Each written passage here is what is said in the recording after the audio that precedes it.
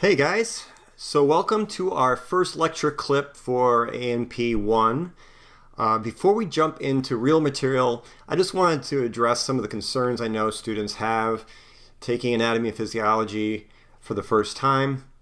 Some of you might be concerned, and some of you might be concerned because it's online and you're not used to that. I've had a bunch of emails from students concerned about that, and I totally understand. I wanted to share with you what I've always started with, even on campus, and that is, how can I succeed in this course? This is a question everybody has, and regardless of what the reason is that you're taking the course, people want to be successful. So first of all, I want you guys to know that a majority of the students are successful in this course. The course has kind of a reputation for being challenging. It can be. I always think of anatomy and physiology kind of like a language course with all its own vocabulary that we have to learn, and it's a lab science course at the same time. So you kind of have some material in lecture to get under your belt.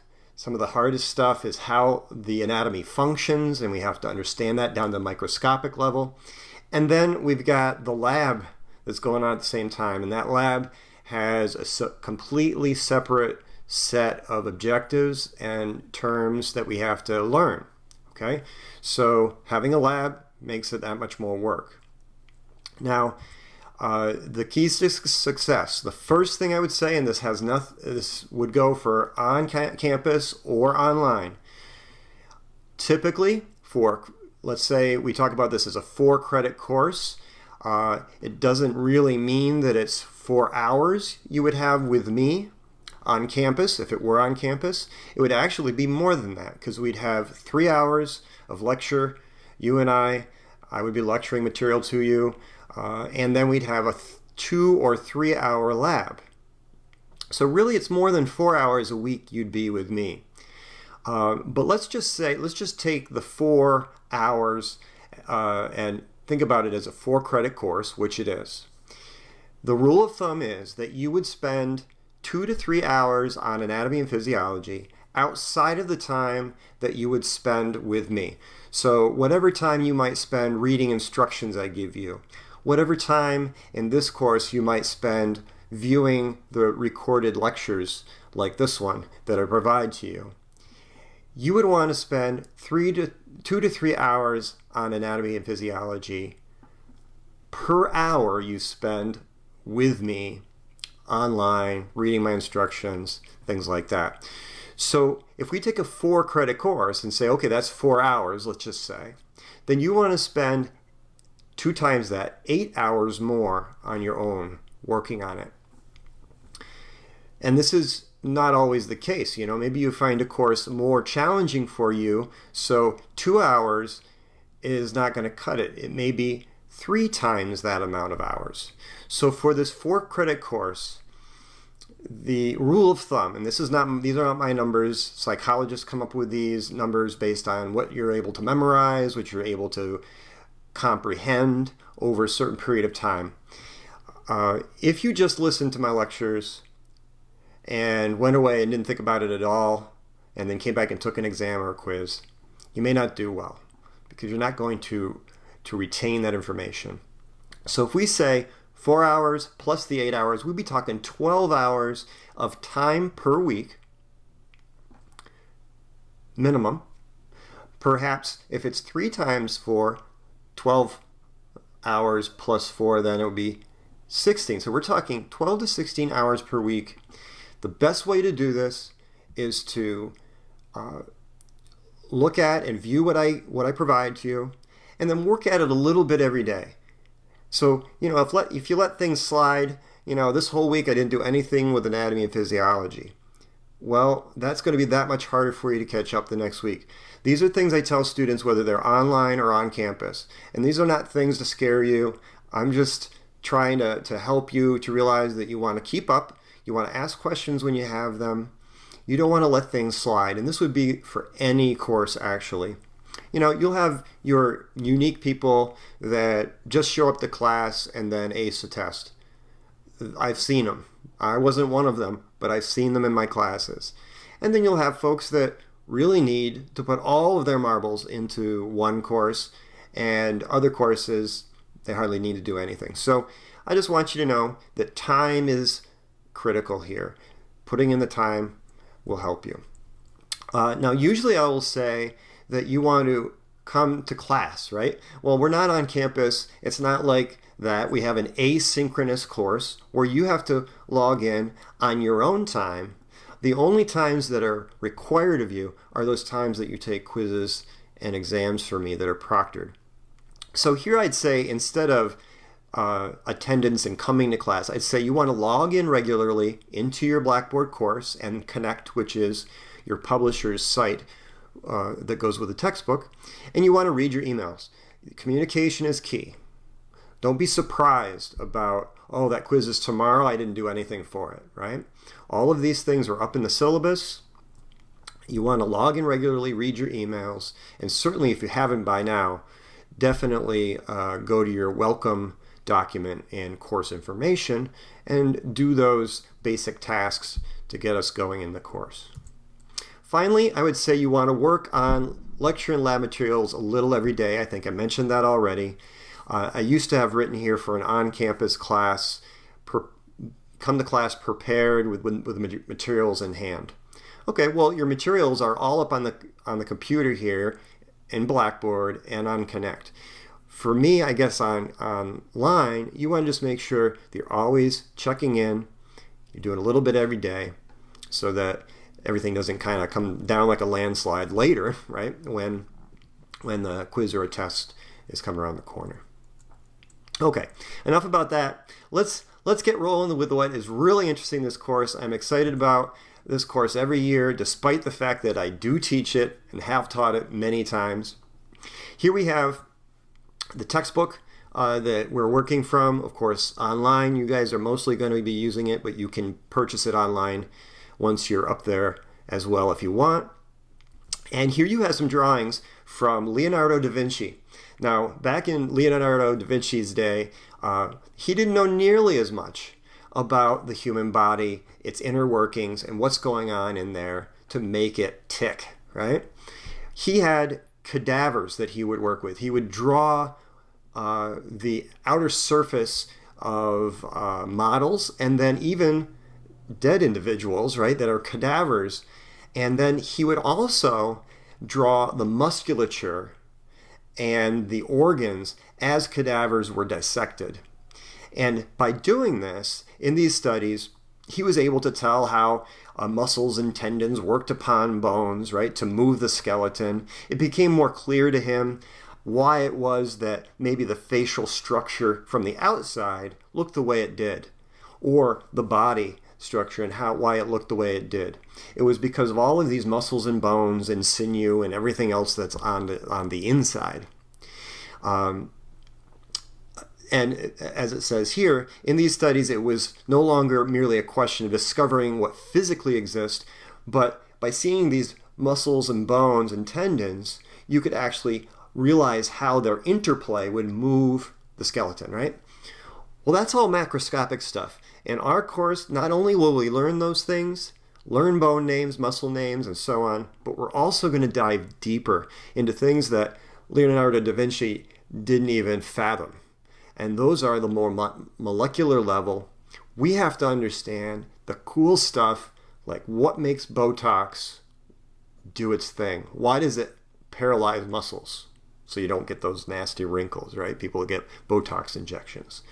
How do muscle relaxants work, in fact, right? Some people take muscle relaxants because they have horrible back pain, right? And their muscles spasm. How do different drugs work in these various tissues in our body? This is what we want to be able to do, and I think you'll all find it really interesting. I'm going to bring these aspects into the course for sure, okay? So first thing, we're going to start right out with Chapter 1. Chapters 1, 2, and 3 on our first exam. Okay, and you can follow along in your note packet, in your slides that I provided you as I go through these. Okay, so first is Chapter 1, which is A&P Basics. Okay, so first thing we should definitely do is define the name of the course, right? Anatomy and physiology. If we're talking anatomy, we're talking about the actual structures, right? Some of these structures we can actually see with the naked eye, so we would be talking about macroscopic structures. And we say something about, we refer to this as gross anatomy, right? It's not gross like I don't want to look at that, that's gross, right? We're talking, we can see it with a naked eye, and we will be able to talk about those things and learn about those things. But we'll also need to dive a little deeper into the microscopic anatomy. Some of the smaller structures that are definitely not visible to the naked eye, all right? So that would be anatomy, both macroscopic and microscopic. And a lot of that you will get, it's almost entirely what lab is all about. It's about the anatomy, okay? But in lecture, which is a majority of the points for this course, you're going to get a lot of talk about anatomy, but we want to really understand in lecture how these different structures function. Whether they're really small, microscopic, or something we can see, we want to understand the functions of these various structures. And as we boil it down, we'll see that we can talk about an overarching understanding of how organs work, or organs work with one another. And then we can get down to the cellular level and the molecular level and talk about how the different cells work, which of course is also going to be part of what we need to talk about. All right, so that's the first thing we could talk about here, and that's what I'd like to do, and talk about the levels of organization. Okay, so we could go down to the most microscopic level and talk about chemistry. I know many of you might find chemistry like a dirty word, right? Oh, I don't like chemistry, I don't like all the formulas. Well, like it or not, there's a lot of chemistry that rules biology. Don't tell the chemists because they think they're better than we are. Anyway, you know, for the fact is that chemistry is running behind the scenes throughout almost everything we're going to talk about in this class. So we need to understand the molecules, the compounds that make up the human body, and the atoms that would make those molecules up, right? So we're talking the most basic level of matter at that point, right? We're going even lower. So we could talk about atoms, smallest level, lowest level. We go up to molecules and compounds, right? And we're one level higher. We're talking chemistry here. Now, if we go one level above that and we say, okay, let's take all these atoms, these molecules and compounds, and let's toss them all together and see how they work in concert. We could talk about the smallest unit that we would consider living, and that would be the cell, all right? So we can go up one level. Now, in your tests and quizzes, and in this case, lecture exam, right, because this is lecture material, I like you to know these kinds of things. I like you to know orders, whether it's from big to small or small to big. There will be times when we run into sequences of events that occur in a certain time-wise fashion. So 1 happens, 2, 3, these things happen in succession. Here would be a big to small kind of thing. Absolutely, you want to be able to list these, okay? So we have cells. If we put these cells together and we have them functioning together to perform some particular function, we would refer to them as tissues, okay? So these are going to be similar cells grouped together to perform a certain function. Sometimes we would find that they're somewhat similar, but sometimes different cells all put together to form a tissue, okay? We have lots of tissue types we're going to talk about later. Muscle tissue, nervous tissue, epithelial tissue, these will come up in a while, okay? Okay, then if we toss a bunch of tissues together, we could say that these tissues would form an organ. Take the heart, for example, right? The heart is not just made out of muscle, right? We've already discussed very briefly here that muscle would be one tissue type. We actually have nervous tissue that helps to control how that muscle and the timing of that muscle when it contracts. So this would be nervous tissue found within that organ. All of these tissues are kind of tied together by connective tissues. And there's a surface inside and outside of that heart for epithelial tissues. So we're going to find that when we toss a bunch of tissues together to perform a certain function, like the heart performs a certain function, or the brain, or the stomach, right? We're going to say that's another level of organization, organs. We can then go another level and talk about organ systems, organs working together to perform an overall function. When I ate breakfast this morning, wasn't much of a breakfast, I had a Cliff Bar, right? But if I eat a Cliff Bar, right, I've got my teeth and my mouth, my esophagus, my stomach, I've got 20 plus feet of intestines, all of these various organs performing certain functions, but when you toss it all together, they're all helping me to gain nutrients from what I've eaten. This is an organ system, right? So we're talking about organ systems at that point. And finally, we would find we get to the organism, right? The human body, and that's what this whole course is about. If we wanted to go beyond that, we'd take a different biology course, wouldn't we? If I take an ecology course, well, I might go out and learn how different organisms, right? Maybe including ourselves, but we could talk about rabbits or foxes or deer or whatever, and how they interact with one another and other living organisms, trees, plants, stuff like that, in their environment, right? So here we're not going that far. We're just talking human anatomy and physiology. All right, so these are the levels that we want to talk about. Now, in your book, they have an image, something like this in your book. And you will find, at various times, you will find figures pointed out in my slides here. Some of these figures, maybe just one or two off, because this is from a previous version of your text. But they're going to be right in that same chapter for sure. So in chapter 1, you'll see an image like this that kind of depicts what I just talked about with you, right? Lots of levels of organization here. Now, the last thing I want to talk about for this clip with you guys is we're a living organism, and this living organism has the same needs as any other living organism on Earth. Even unicellular organisms. So if we were to go down to the cellular level, so I'm going to circle this down here. Let's go to the cell level. Well, what I'm basically saying, you guys, is that every living cell, if it's a single-celled organism like a bacterium, an E. coli that came off your ground meat and it's sitting on your counter at home in the kitchen, that cell has pretty much all the same needs for functioning and living and surviving as our body does. Let's take a unicellular organism like algae, some kind of green unicellular organism floating in the ocean. Okay? It has the same basic needs as you or I do. Now, what those individual cells do not have to worry about is the complexity of the millions of cells that we are composed of, right? Because individual cells, well, they can just soak up the nutrients around them. If there are nutrients in this individual cell right here, we'll just delete and we'll go to red here. So we're working in red. We're working in red here. Okay, this cell, if it was just floating out in the ocean, could just soak up the things it needed, right? Very simply.